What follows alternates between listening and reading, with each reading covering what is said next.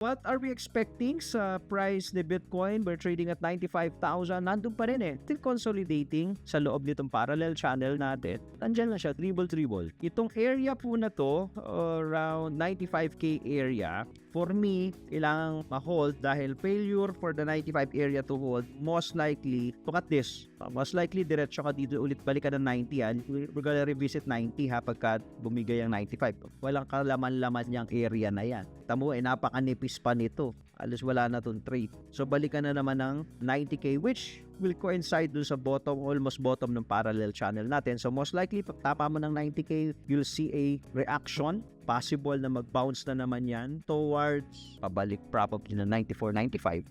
So yung mga marunong mag-trade, may mga sistema, two things ang pwede nilang inaabangan. Pwede nilang naabangan i-short yan pag na-break yung 95k. So if you're using our TIPI system, you are looking for short signal. So mag-break yung 95k. Short signal ang hinahanap mo.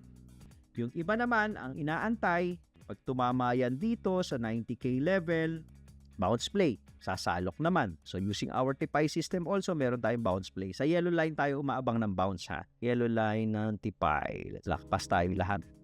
Tampas tayo lahat. Walang yellow line sa TIPI natin.